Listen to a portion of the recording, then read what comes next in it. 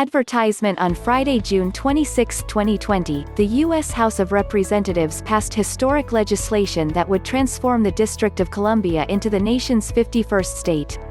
The bill would give the district's 705,749 residents the opportunity to elect a Congress member and 2 senators with full voting rights for the first time in the nation's history, though it still faces an uphill battle in the U.S. Senate.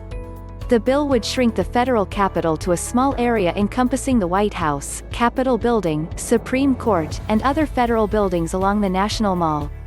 The rest of the city would become the 51st state. For more than 2 centuries, the residents of Washington, D.C., the District of Columbia, have been denied their right to fully participate in their democracy, House Speaker Nancy Pelosi, D-Calif, explained, according to Politico.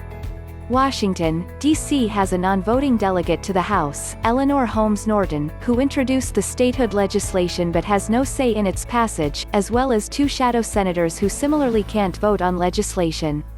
Pelosi said that the importance of giving Washington, D.C., full voting rights was demonstrated earlier in the month, when the administration of President Donald Trump deployed federal law enforcement agents and National Guard troops against protesters in Washington, D.C., without residents' approval.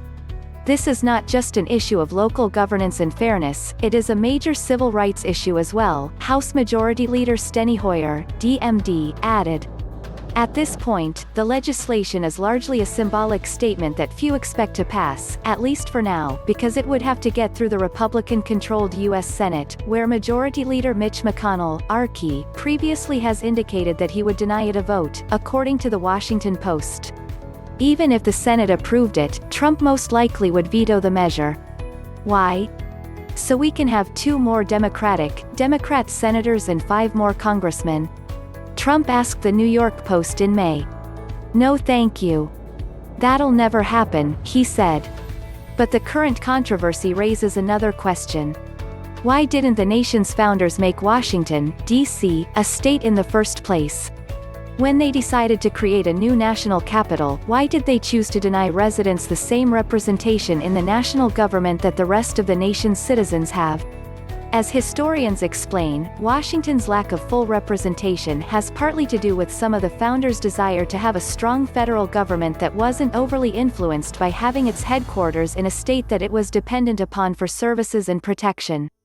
But it also has something to do with Southern slaveholders' desire to have a national capital in their territory with weak self-governance, so the so-called peculiar institution wouldn't face any local resistance.